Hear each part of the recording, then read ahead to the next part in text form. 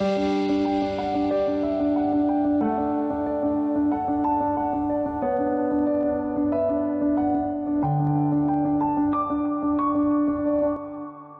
առավոտ սիրելի հեռուստադիտող, մենք դարձյալ եթերում ենք, վստահ ենք, որ դուք նոր եք սկսել օրը, միացել եք մեզ, ուզում եք կրթվել, ուզում եք ստանալ նոր թարմ տեղեկատվություն, ինչի համար ես եւ Բժիշկ Ամիրյանը մշտապես աշխատում ենք, ձգտում ենք, բացի մեր հիմնական աշխատանքից, մենք փորձում ենք սրանով հայկական առողջապահության մեջ փոքրիկ ներդրում ունենալ։ Առողջ առավոտ իմ լավ բարեկամ եւ գործընկեր։ Առողջ առավոտ Բժիշկ Ավետիսյան։ Ինչպես է ձեր տրամադրությունը։ Ես գիտեմ, որ դուք ունեք ատամի ցավ, բայց դուք համեստորեն լռում եք եւ ես գիտեմ, որ դուք գալիս եք հերթապահությունից, բայց համեստորեն լռում եք։ Դուք գիտեք, ես համեստ եմ միշտ, Բժիշկ Ավետիսյան։ Շատ դուք համեստությունը եւ դուք կոմանչներ։ Այդ բոլոր ցավերը եւ այդ բոլոր տառապանքները կասեցե վերանում են, երբ ասում ենք առողջ առավոտ։ Այո, երբ մենք մտնում ենք այս զոնա, այս շրջան, մեր բոլոր ցավերը անհետանում են, որովհետեւ այստեղ առողջ մթնոլորտ է տիրում։ Սիրելի հեռուստադիտող, մենք այսօր անդրադարձել ենք շաքարային դիաբետին, տիպ 2 շաքարային դիաբետին եւ մենք խոսելու ենք ընտանեկան բժշկի դիտանկյունից այն բոլոր հնարավոր բարդությունների կանխարգելման մասին, օրգանները փրկելու ժամանակին այդ երևույթի մասին, որը կարծում եմ ինչքան էլ որ մենք զարգացած ենք, առաջադեմ ենք, բայց ոչ այդքան լավ է կատարվում։ Ուսի եկեք ողջունենք մեր հյուրին, ով այստեղ ժամանել է Շվեդիայից, ընտանեկան բժիշկ Հենրիկ Շահնազարյան, առողջ առավոտ բժիշկ Շահնազարյան։ Առողջ առավոտ։ Առողջ առավոտ։ Մեզ համար երկուստեք մեծ պատիվ է ձեզ այս տաղավարում հյուրընկալելը եւ ընդհանրապես երբ դուք Հայաստանում եք գտնվում, կարծում եմ բոլորս շահում ենք մշտապես եւ սա բնականաբար առաջին տարին չէ, նույնիսկ առաջին տասնամյակը չէ։ Ընթացքում ես կհասցնեմ նաեւ մի փոքր անձնական տպավորություններով կիսվել։ Եկեք փորձենք անդրադառնալ այսօրվա թեմային։ Շաքարային դիաբետի մասին որպես կանոն խոսում են ներզատաբանները, էնդոկրինոլոգները, առողջապահության կազմակերպիչները եւ քիչ է որ այն վերլուծում է ընտանեկան բժիշկը։ Շրթունքները ասում են մի բան, որ տեսնում են ամեն օր, երևի դուք ամենաշատն եք այնուամենայնիվ առնչվում։ Ես կուզեմ ձեր դիտանկյունից ներկայացնեք այս խնդիրը եւ այն թեման, որ մենք ընտրել ենք։ Շնորհակալ հրավերի համար։ Փաստորեն կարող եմ ասել, որ երկրորդ տիպի շաքարային դիաբետը ընդհանրապես հենց մեր կյանքի զարգացման հիվանդությունն է, դարի հիվանդություն է եւ սիրտանոթային հիվանդություն, մահացություն սիրտանոթային հիվանդության պատճառով համարվում է առաջին փաստորեն մեծ քանակ ունեցող մահացության դեպքեր, բայց դրա մեջ մտնում է նույնպես երկրորդ տիպի շաքարային դիաբետը եւ գնալով շատանում է մարդկանց մոտ մեր ապրելակերպի փոփոխության հիման վրա մենք ավելի շատ հենվում ենք հիմա փաստորեն մեքենաների տրանսպորտի եւ նախկին նման այդպես քայլելը փաստորեն քչանում է ժողովրդի մոտ ուտելիքներն են ավելի դյուրին դառնում շաքարի ներծծումը օրգանիզմի մեջ դյուրին է դառնում եւ փաստ է ինչ որ շաքար ունի ավելի համեղ եւ նույնպես դրան նպաստում է կիսաֆաբրիկատները եւ ընկերությունները, որոնք պատրաստում են այդ կիսաֆաբրիկատները, իրենց պատասխանատվությունը, որը մինչեւ հիմա չկա անգամ եվրոպական երկրներում այդ պահանջը չկա, որպես իրենք նույնպես վերցնեն այդ պատասխանատվությունը եւ շաքարի տոկոսը կչացնեն։ Աղի մասին խոսվել է, բայց շաքարի մասին դեռևս ոչ։ Եվ թվով շատանում է եւ մեր կյանքի փաստորեն երկարակյաց կյանքը նույնպես ազդում է այդ երևույթի վրա։ Կարծում եմ, որ մենք որպես կլինիցիստներ, ես որպես նյարդաբան, բժիշկ Ամիրյանը որպես վիրաբույժ անընդհատ եւ համատարած առնչվում ենք շաքարային դիաբետով պացիենտների հետ, այսօր խոսում ենք տիպ 2-ի մասին, բնականաբար այն առաջացնում է բազմաթիվ խնդիրներ եւ մարտահրավերներ, այդ թվում մեզ համար, որ մենք կառավարենք որպես նեղ մասնագետներ կամ համատեղ կառավարենք, որը շատ ավելի ճիշտ է։ Ես կուզեի, որ դուք որպես ընտանեկան բժիշկ, ով ունի մեծ փորձ ոչ միայն աշխատանքի Հայաստանում, այլև ավելի շատ Եվրոպայում, մասնավորապես Շվեդիայում, Ուպսալա քաղաքում, եւ կուզեի, որ դուք այնտեղի ձեր փորձով կիսվեք, մենք տեսեք ընտրել ենք մի թեմա օրգանների հնարավոր վնասման կանխարգելում, որքանով է իրավասու եւ կարող ընտանեկան բժիշկը կանխարգելել այս խնդիրները։ Ես կարող եմ միանգամից ասել, որ դա ընդհանրապես եվրոպական երկրներում, արևմտյան երկրներում դա դրված է ընտանեկան բժշկի պարտականությունների վրա։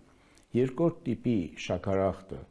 մինչև այն ժամանակ, որ չի բարդացել, որը կարիք ունի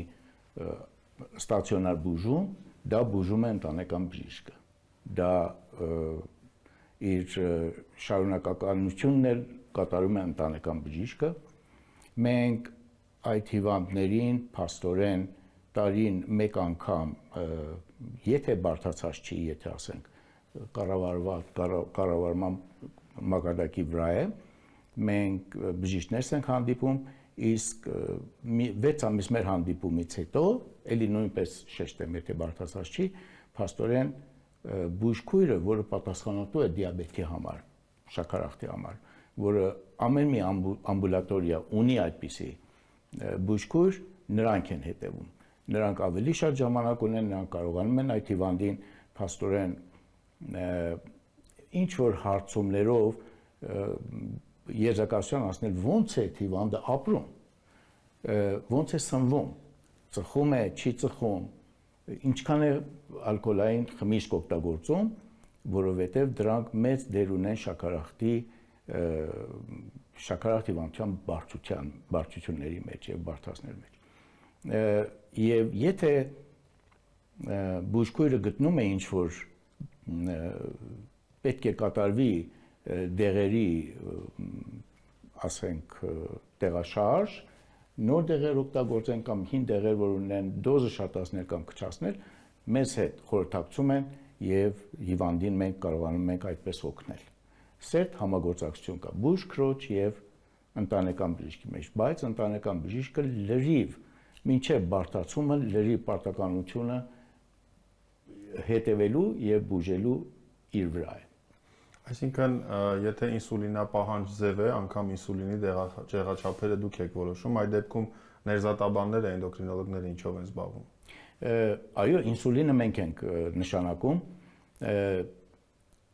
Տիպ 1 դիաբետի տիպ 1-ը եւ մոնոգեն դիաբետ, փաստորեն, դա էնդոկրինոլոգի վրա է դրված պարտականությունները եւ մեր բարդացած ձևերը, այսինքն երկրորդ տիպի շաքարի բարդացած ձևերը։ Դա համակարգային ֆիլտր է, այսինքն, որպեսզի բեռնաթափեն մի փոքր ավելի եւ թիրախային լինի։ Այո։ Եվ ձեր աշխատանքն էլ ավելի արժևորված է եւ պացիենտները չեն ընկալում ձեզ, ոնց որ շատ տարիներ շարունակ Հայաստանում ընկալում էին թերապևտին կամ ընտանեկան բժշկին որպես թուղթ լրացնող եւ ուղեգրող տվող բժիշկ, ուղեգիր տվող բժիշկ։ Այո։ Սակայն COVID-ից հետո դա էապես փոխվել է եւ փառք ու պատիվ, որ մեր հանրապետությունում առողջապահական համակարգը սա գիտակցում է եւ ինձնից լավ գիտեք, որ վերջին 5 տարիներին շատ մեծ ակցենտ է դրվում արտահիվանդանոցային բուժօգնությանը, որպեսզի բեռնաթափվեն սինթետիկ ինչ-որ առումով ծանրաբեռնված հոսպիտալները եւ պետական պատվերի այդ մի հատ գնամ սիստեմա ստանամ, տարեկան 2 անգամ ստանամ, երբ որ պացիենտի վիճակը կոմպենսացված է կամ սուբկոմպենսացված է։ Սա շատ հետաքրքիր է, բժիշկ Ամիրյան, երևի թե ձեզ էլ որպես վիրաբույժ կհետաքրքրի, փորձենք մասնավորապես նշել այն օրգան համակարգերը, որոնք որ վնասվում են շաքարային դիաբետի պատճառով։ Փաստորեն կարելի է այսպես ասել, որ շաքարը չնայած ինքը էներգիայի աղբյուր է մեր օրգանիզմի համար,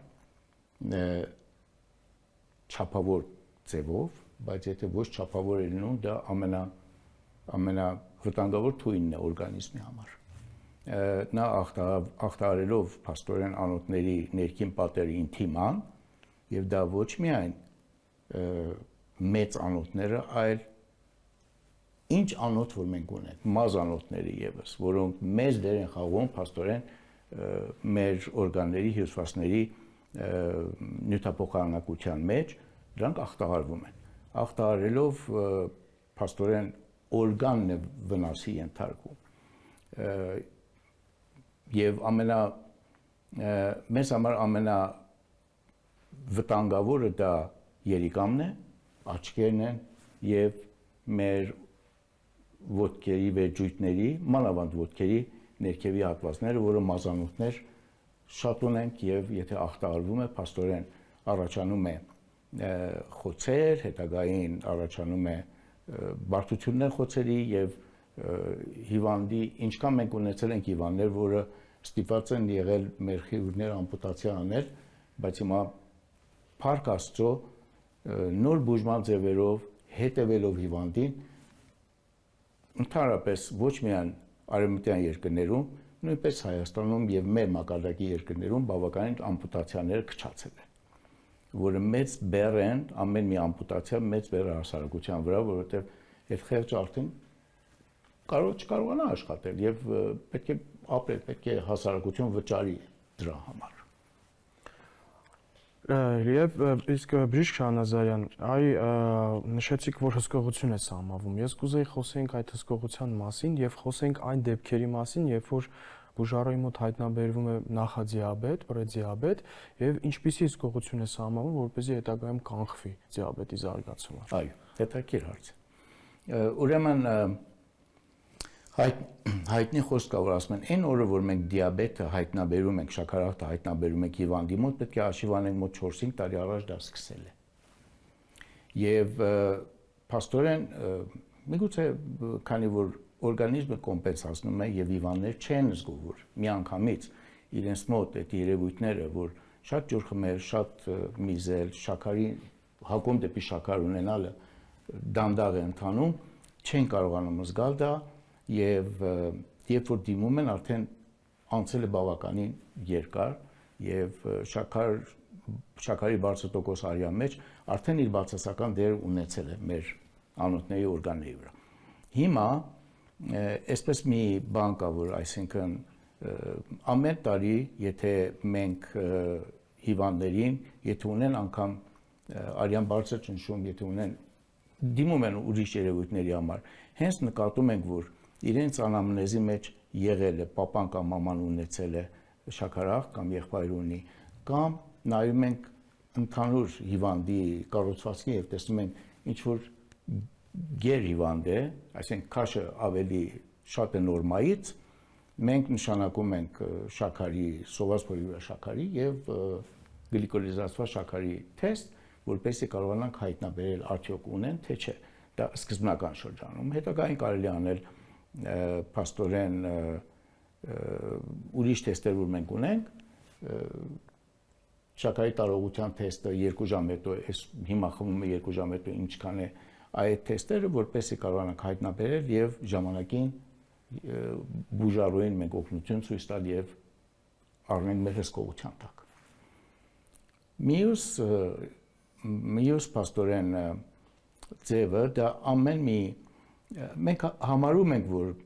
ամեն մի ամբուլատորիա իր հիվանդների 3-ից մինչև 5%-ը, միջին 4%-ը անպայման ունեն շաքարախտ կամ նախադիաբետային ինչ-որ երևույթներ եւ տարին մեկ անգամ մենք հայտնաբերելուց տարին մեկ անգամ իրենց ոնց որ ասացի մեկ անգամ հանդիպում է բժիշկը եւ մեկ անգամ տարվա կեսին հանդիպում է բուժքույրը, պատասխանատու դիաբետ պատասխանատու բուժքույրը։ Սա ոչ բարդացած ձև է։ Իսկ մի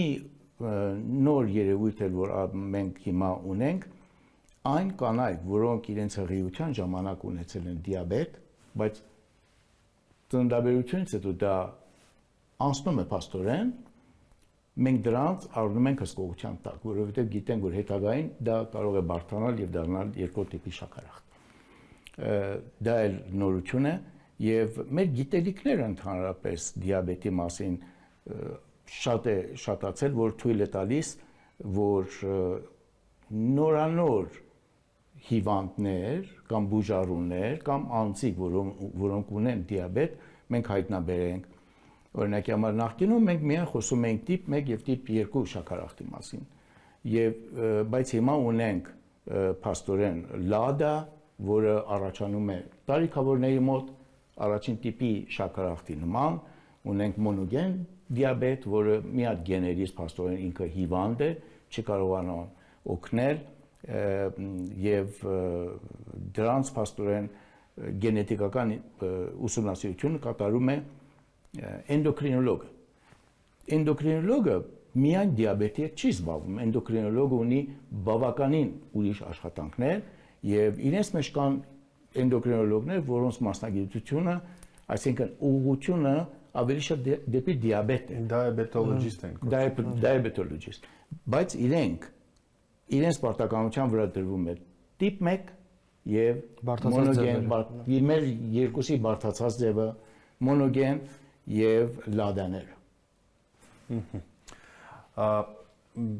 Մենք խոսում ենք ընդամենը օրեր առաջ, որ Հայաստանում Երևանում տեղի ունեցավ եւս մեկ կարևոր միջոցառում, որտեղ եւ դուք հենց խոսում եք այս թեմայով։ Խոսեցիք բժշկական հանրության համար, հիմա խոսում ենք հեռուստատեսությամբ ավելի լայն հասարակության համար։ Մի քանի բառով կուզեի, թեպետ եւ մենք անդրադառնալու ենք անպայման այդ հաղորդմանը, այդ մի ամբողջ հաղորդում ենք նվիրելու այդ միջոցառմանը, բայց այս կտորով կուզեի խոսեիք, ինչքանով է կարևորում տվյալ դեպքում Օհանյան Մարինայի Ռուդոլֆովնայի կազմակերպած միջոցառումներ, ինչքանով է կարևորում, որ ընտանեկան բժիշկները ոչ միայն ներզատաբանները գիտական հանրույթում իրենց դիրքավորեն որպես դիաբետ վարող մարդիկ, ոչ թե մարդիկ, ովքեր ուղղակի դիաբետով հիվանդին ուղղորդում են էնդոկրինոլոգի մոտ։ Այո։ Կարելի ասել, որ տարիներ մենք Հայաստանում փաստորեն շփվելով մեր գոլեգաների հետ, մասնակցելով նման միջոցառումների, լսելով բժիշկներին, որտեղ բժիշկներ գալիս են, խոսում են, իրենց խնդիրներն են, իրենց դժվարություններն են արտահայտում, գանգատվում են, մենք նկատում ենք, որ մեր ընտանեկան բժիշկները, առաջին ուղղակի բժիշկները փաստորեն դարձել են միայն ֆիլտրներ, եթե ուզենանք։ Այսինքն ֆիլտրում էին։ Հազ ունես մի քիչ լսելով դուք գնացեք օրինակ թոկաբանի մոտ, եթե հայտնաբերում էին բարձր տոկոսի շաքար անձի մոտ, գնացեք էնդոկրինոլոգի մոտ, բայց այս աշխատանքի,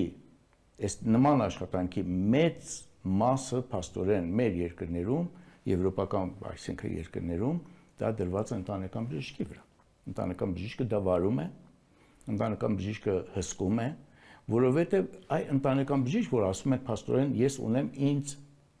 իմ անունի վրա գրանցված հիվանդներ, որ իրենք ինձ են ընտրել։ Նախկինում 1800 հատ էր, հիմա իջեցրել են 1100 հատ, բայց պարտականություններն են շատացրել։ Եվ ես այդ հիվանդներին միշտ հանդիպելով իրենց ճանաչում եմ, իրենց հիստորիան գիտեմ ոնց են ապրում, ինչ խնդիրներ ունեն, չասեմ 100%, բայց 90% ես գիտեմ։ Դա հեշտացնում է աշխատանքը, որպեսզի այդ բուժարոյին մենք կարողանանք հետևել, օգնել, եթե ծխում է, օգնենք ծխելը թողնել, եթե շարժում չունի, գցենք շարժման մեջ, վարժությունների մեջ, եւ, եթե շատ է խմում, այդ առումով ենք օգնում։ Երկրորդ օղակի բժիշկները ժամանակ չունեն դրանով զբաղվել։ Այսինքն, եթե մենք մեր բժիշկին ասեմ, օպերացիան կկատարի, հիվանդը կերտատուն, կարող է մի 10 օր հետո ինչ որ պետք է հանդիպի, վերքը լավացավ, ամեն ինչ լավացավ, հիվանդը արդեն մեր բժիշկին չի հանդիպելու, բայց այն ընտանեկան բժիշկին պետք է հանդիպի։ Էլի պետք է շարունակի։ Դա է որ նման պարտականություններ դրված է մեզ վրա եւ մենք կարողանում ենք բավականին ակտիվ ձևով փաստորեն օգնել բուժարոյին։ Միայն տեսեք մի հատ մեծ պարտականություն, որ ընտանեկան բժիշկներ ունեն, ես միշտ նշում եմ, հանկարծ մոռացության է ենթարկում, անգամ Շվեդիայում, անգամ մեր աշխատանքի տեղում։ Երիտասարդ բժիշկները մոռանում են, որ առաջին օղակը ունի կանխարգելիչ պարտականություն։ Մեր փաստորեն Տիկին Հովհաննիսյանն էլ, որ մի քանի օր առաջ ես իրեն լսում էի, էլի շեշտեց կանխարգելիչ պարտականությունը չհասցնենք բուժելու, եթե կանխարգել են, չենք հասնի բուժելու։ Դա կատարում է առաջին օղակը։ Երկրորդ օղակը դրանով չի կարող զբաղվել, եթե ուզենան էլ չեն կարող զբաղվել։ Դա է որ ընտանեկան բժիշկները մեծ դեր են խաղում այս հարցում եւ դրան օգնում են գործիքային նոր գործիքները գոյություն ունեն, մեզ օգնում են նոր դեղերը, նույնպես ես պետք է մի բան էլ նշեմ, օրինակի համար ամեն մի հատ հիվանդ, որը դիաբետ հիվանդով, չէ, մեզ մոտ որ գալիս է տարեկան ստուգման, մենք իրենից հարցնում ենք, ասում ենք, կա ընդհանուր Շվեդիայի գրանցում, դիաբետի գրանցում, ռեգիստրը, պետական ռեգիստրը։ Այո, դուք ընդունում եք, ձեզ հետ գործ չունեն, ոչ ձեզ նամակ ուղարկեն, ոչ ձեզ կզանգեն, այլ ձեր ինֆորմացիան, իրենք իրավունք են ուզում, ձեր ինֆորմացիան ժուրնալներից վերցնեն, ձեր արյան ճնշումը, ձեր անալիզները եւ որպեսզի համեմատեն մենք ոնց ենք աշխատում։ Այսինքն մեր ամբուլատորիան ոնց է աշխատում համեմատ մեր կողքի կամ մյուս քաղաքի ամբուլատորիայի հետ։ Եվ իրենք մեզ խորհուրդներ են տալի։ Դուք այս հարցում, այսինքն ամեն տարի իրենք բան ունեն, գալիս են մեզ հանրային առողջապահական վերլուծություն են անում, էպիդեմիոլոգիական վերլուծություն են անում եւ ձեզ նաեւ ուղղորդում են։ Այո, որ այստեղ դուք մի քիչ թույլ եք, մի քիչ այո։ Հստակ օբյեկտիվ զննում են թվերի լեզվով, փաստերով, անում են գիտական կամ հանրային վերլուծություն եւ բնականաբար ուղղորդում։ Բժիշկ Նազարյան, ձեզ հետ անverջ կարելի է խոսել, ես իհարկե ցավում եմ, որ մեր եթերաժամը ավելի սահմանափակ է, բայց ես մի առաջարկ եւ խնդրանք ունեմ, քանի որ դուք ներկայումս Հայաստանում եք, մի խնդրանք ունեմ, մենք խոսեցինք շաքարային դիաբետի մասին, բայց ես կուզեի, որ մի փոքր էլ խոսենք ընտանեկան բժշկության դպրոցի մասին, այն ճանապարհը, որ մենք անցանք, ինչ որ առումով, եթե չեմ սխալվում, ծրագիրը միջազգային համաշխարհային բանկի հետ թե ինչու մասամբ հաջողեց, մասամբ չհաջողեց, այս փուլերի մասին, որովհետև դուք ամբողջ ընթացքում ներգրաված եք եղել, մենք մերոնց էլ կլսենք, դուք էլ եք մերոնք, բայց մենք կլսենք լոկալներին եւ նաեւ ուզում ենք ձեր տեսակետը։ Ես առաջարկում եմ, որ դուք մեզ եւս մեկ անգամ հյուրընկալվեք, կգաք, վաղ առավոտյան նորից կգաք մեր տաղավար։ Անպայման։ Մենք նորից զրուցենք արդեն ընտանեկան բժշկության մասին։ Հիմա փորձենք ամփոփել, շնորհակալություն, ես չէի կասկածում, որովհետեւ չասված խոսքեր կան, որ պետք է հնչեն։ Բժիշկ Ամիրյան, կարծում եմ, որ մենք կարողացանք, մեզ հաջողվեց դիրքավորել եւ իմ մեջ էլ, գիտեք, պարզ հասարակ զրույց ունեցանք, չէ՞, 3 գործընկերոջ զրույց, շատ պես ակադեմիական լեզվով չխոսեցինք, բայց ես եւս մեկ անգամ հասկացա, թե ինչքան կարևոր է ձեր աշխատանքը։ Մենք մի խնդիր ունենք, քիչ ենք շփվում։ Բժիշկները իրար հետ քիչ են շփվում, աշխատում են շատ, համագործակցում են, բայց այսպես ընկերական, որ խոսենք եւ խոսենք ոչ միայն անձնական կյանքից, յուրաքանչյուրս մեկս մյուսի մաշկի մեջ մտնենք եւ իր հայացքով նայենք, իր աչքերով նայենք իրավիճակին, հարգանքը ավելի կսաստկանա, դրանից կշահի միայն պետությունը։ Պետություն ասելով ես նկատի ունեմ առաջին հերթին մեկ մարդու